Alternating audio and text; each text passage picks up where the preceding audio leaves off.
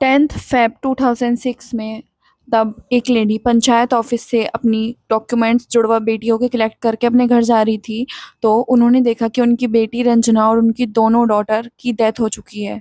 आखिर किसी की क्या दुश्मनी रही होगी इन 2 बच्चियों से और रंजना से, जो इन्हें इतनी बेरहमी से मारा। ये फर्स्ट केस है इंडिया का जो एआई से सॉल्व हुआ है। रंजनी 21 साल की एक लड़की जो कोलम स्ट्रिक्ट के आंचल गांव में रहने वाली थी। रंजना शुरू से ही उस गांव में रहती थी और वो अपना जीवन बिल्कुल शांति से जीती थी, और उसके ही घर के पास एक डिविल कुमार नाम का लड़का था जो आर्मी में था, और उन वो दोनों एक दूसरे से बात करते थे क्योंकि वो दोनों बहुत अच्छे दोस्त थे। उन दोनों की दोस्ती प्यार में बदल गई और वो लोग रिलेशनशिप में आ गए, और आपको तो पता ही है कि पहला पहला प्यार कितना सुकून देता है। सेम रंजना के साथ वही हो रहा था क्योंकि वो उसका पहला प्यार था और उसकी उस टाइम पे उम्र 20 साल थी, और वो लोग एक दूसरे के साथ टाइम स्पेंड करना बहुत ही ज़्यादा पसंद करते थे, और वो उसको सब चीज़ अपनी दे चुकी थी। मतलब वो उससे इतना ज़्यादा प्यार करने लगी थी, और साथ में वो फिज़िकल एक्टिविटीज़ में भी इन्वॉल्व हो चुके थे दोनों, और वो सिर्फ़ बहाना ढूँढते थे कि वो कब एक दूसरे के साथ टाइम स्पेंड करें। तो कुछ समय बाद रंजनी प्रेग्नेंट हो गई और वो बहुत खुश थी इस चीज़ को लेके क्योंकि उसे ये लगा कि वो प्रेग्नेंट हो गई है तो वो दोनों बहुत क्लोज़ आ जाएँगे। बट तब उसने डेविल को ये बात बताई तो डेविल को बिल्कुल भी अच्छा नहीं लगा और उसने सीधा ये बोला कि इसको अबॉर्ट कराओ। बट रंजनी ने उस पे प्रेशर बनाया कि मैं ऐसा बिल्कुल भी नहीं करूँगी, और इन सब से बचने के लिए वो फिर से अपनी जॉब पे चला गया था। मतलब आर्मी मैन था वो, तो वो वहीं पे अपने ऑफ़िस में चला गया था। तो जैसे कि रंजनी प्रेग्नेंट भी थी और साथ में उसका लवर उसे छोड़ के भी चला गया था, जिस वज़ह से वो बहुत परेशान थी।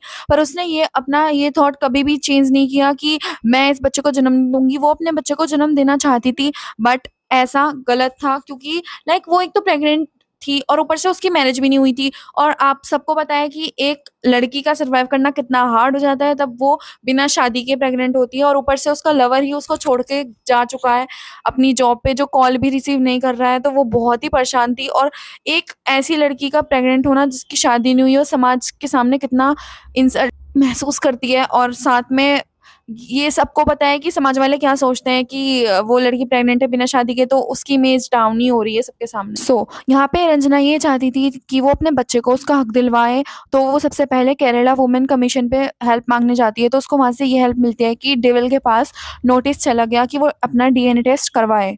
रंजना की डिलीवरी डेट पास आ रही थी, तो वो चेकअप कराने के लिए अपने पास वाले हॉस्पिटल में गई थी, जहाँ वो अनिल नाम के एक लड़के से मिली। तो जैसे अनिल की उसकी मम्मी और रंजना से बात हुई, तो उसने ये बताया कि मैं आपके लोकल एरिया में ही रहता हूँ, और जो रंजना है उसको सी सेक्शन डिलीवरी का वो मिला था कि वो उसकी सी सेक्शन ही होगी और उसमें ब्लड ज़्यादा चाहिए रहता है।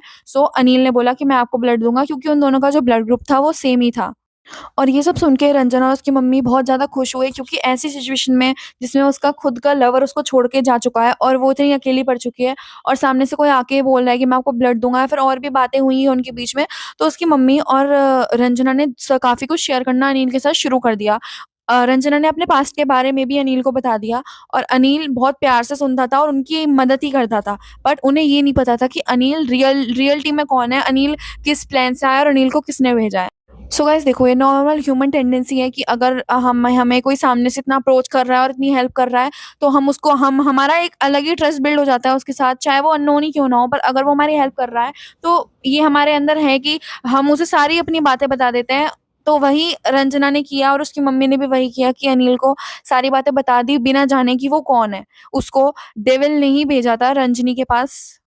अनिल का रियल नाम राजेश था और वो कर्नल के शेखनपुरम में रहने वाला था, और वो डेविल के ही ऑफिस, आर्मी ऑफिस जिसमें वो काम करता था, वो साथ में उसके काम करता था और वो उसका अच्छा दोस्त भी था। अनिल ने, जिसका नाम राजेश भी था, अनिल ने रंजना और उसकी मम्मी को ये भी झूठा दिलासा दिया कि मैं डिलीवरी होने के बाद डेविल से आपकी पूरी बात करवाने की कोशिश करूँगा, और वो लोग इतने इनोसेंट थे कि वो इस बात को मान भी गए। उनको कुछ भी नहीं पता कि डेविल ने ही उसको भेजा है। उन्हें वो बिल्कुल अनजान है, मतलब उन्हें बिल्कुल नहीं पता।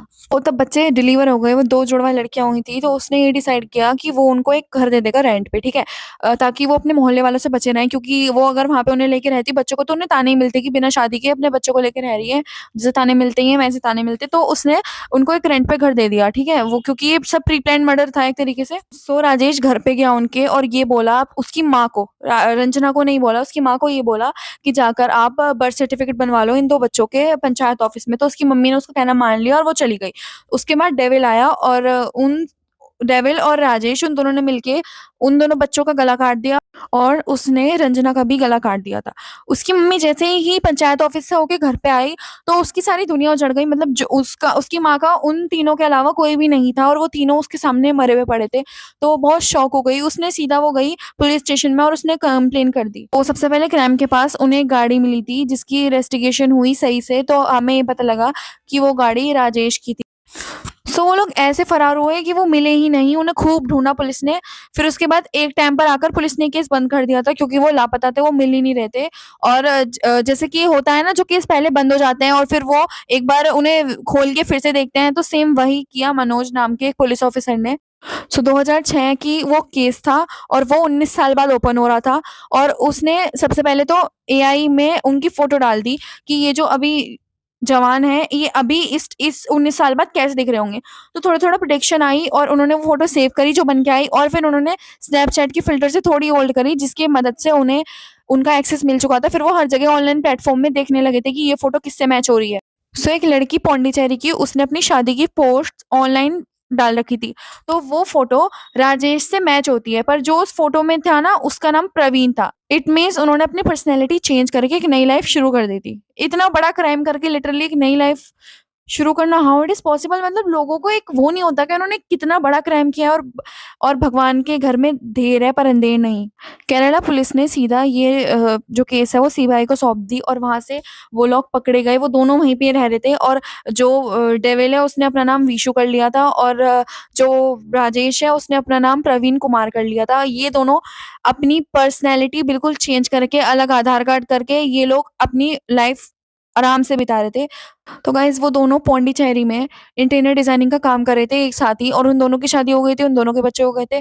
उन दोनों ने अपनी पर्सनैलिटी चेंज करके एक न्यू पर्सनैलिटी के साथ रह रहे थे 19 साल से। और लाइक सीरियसली इतना बड़ा क्राइम करने के बाद वो ये सोच के जी रहे थे कि उन्होंने कुछ भी नहीं किया, वो इस चीज़ को भूल चुके थे। और वो बहुत अच्छी बात है कि पुलिस ने वो केस खोला और उसकी जाँच हुई और वो लोग पकड़े गए और फाइनली जस्टिस वाज़ डिक्लेयर्ड।